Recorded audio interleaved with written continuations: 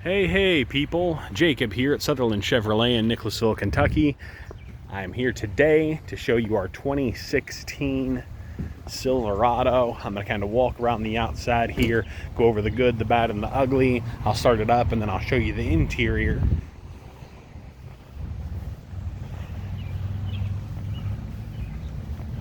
But it's in very good shape. There are a couple of little spots I wanted to show you that I noticed. Back here on the tailgate, there's, a couple little, it's probably not showing up too well on the camera there, but there's a couple little spots like here and down here where there's a little bit of paint missing. That was just a little dirt. There's a little spot right here under the bow tie where it looks like it's touched something, but it's not too bad. And then right here, there's a little spot. But other than that, it's in really great shape. Over here I did notice right underneath the fuel access door here, you've got, I'm hoping that'll show up in the camera. There's been a little bit of a touch-up paint, no big deal, but it looks like something might have ran against it right there. A very popular spot.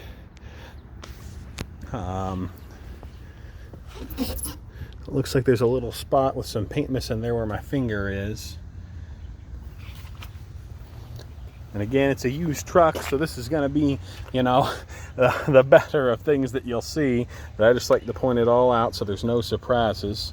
There's a little spot right here with some missing paint. And then a little spot right here in the wheel well I noticed that's been touched up already.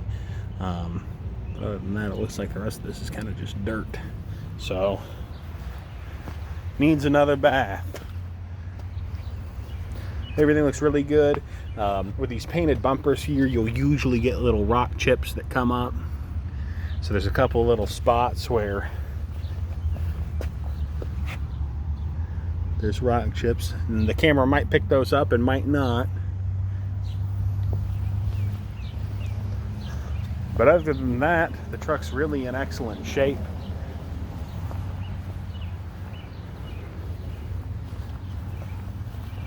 And here's your bed and tailgate access as well. So you've got the drop-in liner to help, keep the bed from getting all scratched up there.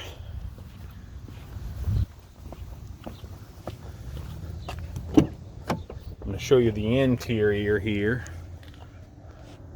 But it's in excellent shape. And you've got a bunch of buttons and things to play with here that I'll go over. And this is the rear. So it's a double cab. As you can see with that seat, all the way far back, there's not a whole lot of room here. But if you don't need the room, it's no big deal. Then of course, like it was when I opened it, the seats fold up. And so you can use that for some additional storage as well.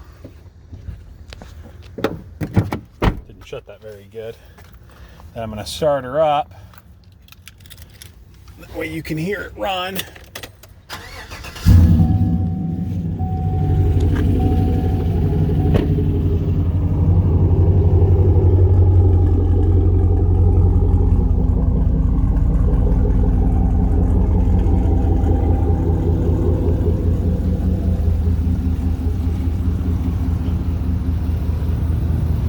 To my understanding, that's not factory exhaust.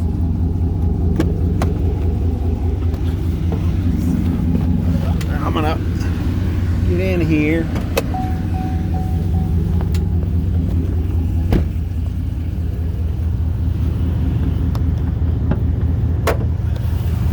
Let you see everything here.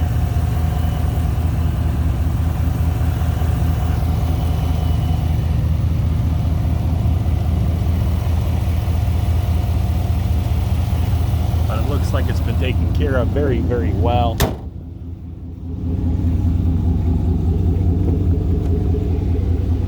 I'm gonna get in the inside and kind of go over a few things with you. If you've been looking at a lot of these trucks, this stuff will be pretty, standard for the most part on an LT, but I still like to go over it. Of course, starting over here on the door, you've got, I'm gonna change the camera, get into the lens there. You can things a little bit better for you. If you're on the door, of course, you got your door release there. You got a bunch of different buttons here. So you got your adjustable mirrors. You select the mirror with this guy. So you turn it to the driver's side or passenger side. So right now I'm selected on the driver's side, and then I can make those mirror adjustments, of course, right above that. Same thing for the passenger side. You select that, and then you make those adjustments. Underneath that, you've got your locks, lock and unlock, and then of course you got all your windows underneath that. And I'll roll all those down there. So it's got some pretty nice window tint going all the way around, which is very great during the day because it keeps things cooler and not so straining on the eye. Underneath your windows there, of course, you got your child safety lock, then your window lock underneath that to keep your passengers from messing with the windows. So you got some storage down here, which is really nice for drinks or candy or any other kind of snacks. Over here on the dash, I'll go from the left to the right on the dash because there's a lot to go over. You've got your integrated trailer braking system here, which is really nice. You don't have to have something banging against your knee down here. So of course use the plus and minus to make like sensitivity adjustments on if you have a trailer ring system with brakes. So you can adjust how sensitive those brakes are. And then of course this actually actuates the brakes here. And you'll see that pop up on the instrument cluster. And then your four-wheel drive controllers right here. It's pretty simple to use nowadays and almost impossible to break. So right now it's set to 2 high. You turn it 1 to the right, that'll set it in auto. They usually just use that mode when the weather starts getting inclement and you know, there's some rain or anything like that. It will actually automatically switch into 4-wheel drive as the wheels start to, as the tires start to slip. And then you've got 4 high here and then 4 low next to that. So 4 high is what you mainly want to use if you're off-road, and then 4 low is what you would want to use if you're like rock crawling or something like that, where you're going to be in low gear, low speed, and you'll need to shift to neutral like it says there for it to go in 4-wheel drive low. So we'll do that real quick, just you know, for the example. So it'll show 4-wheel drive shift in progress, and then turn StabiliTrak off, and now we are in 4 low. So awesome. And then underneath that, you've got your lighting controls here. So those are automatic in General Motors vehicles now, but in case you want to override them manually, if you turn it to the right, that'll turn your daytime running lights on, and then all the way to the right will turn your actual headlight lamps on. And then of course you can actually the brights behind the steering wheel here. So you flick it back like that or forward, that will turn them on, and then flicking it towards you will just flash them. So I'll show you that there. So but most people leave it on auto and don't really mess with it except turning their brights on at night if they need them. And then in the middle of that, if you press this button in, it will turn on your fog lights, which can be really useful if it's foggy outside or the rain. Gives you kind of a different throw along the road, which can help you kind of see things around the vehicle a little better. And then the last thing over here, you've got this little scroll wheel, which changes the interior lighting. Now you've got a sensor up on the dash that's kind of overriding that right now. So as you'll see, I'll make adjustments and that interior lighting doesn't change. It's one of the few things I rarely get to show people, but it will show up at night.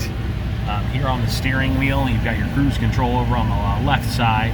You can turn that on and off and so forth.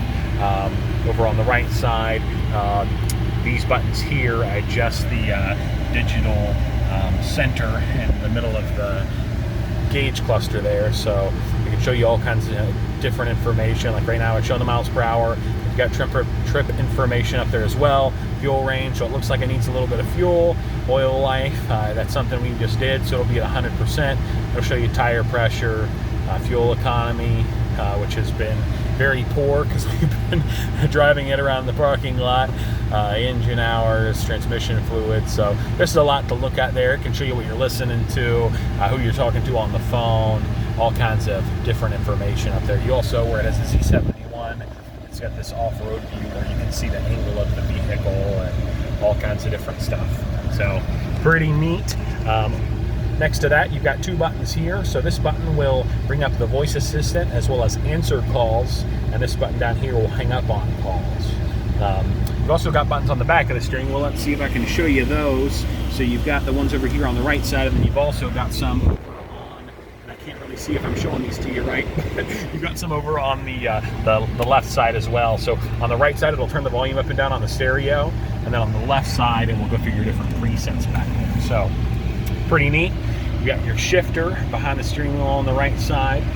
You've got a tow haul mode here, so you just press this button in and it will pop up right there on the gauge cluster to let you know that you're in tow haul mode.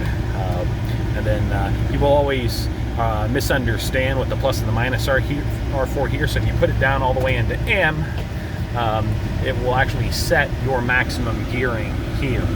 So I can set, you know, if I only want it to go up to third gear, I would only go up to third gear. If I only want it to go up to fifth gear.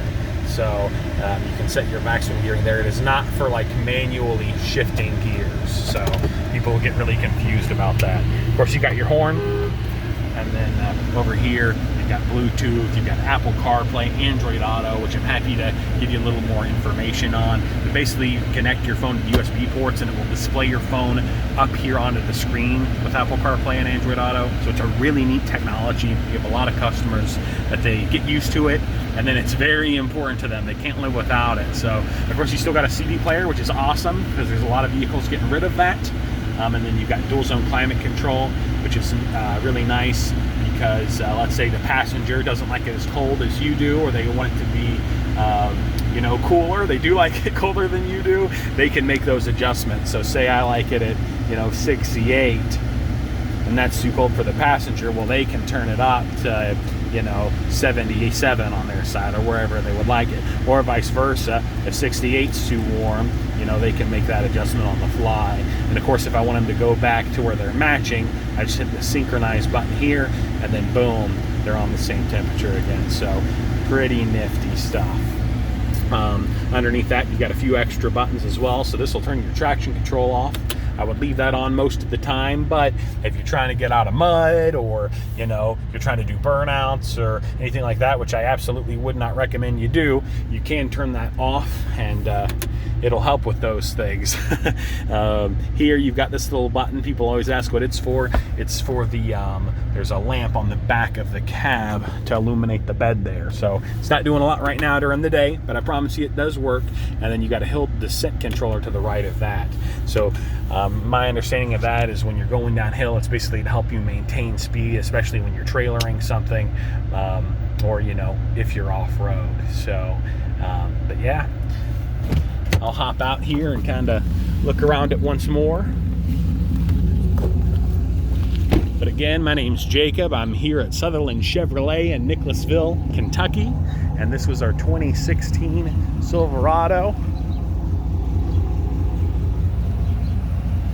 If there's any more information I can get you, feel free to give me a call or shoot me a text at 859-492-1137. And I'll talk to you soon.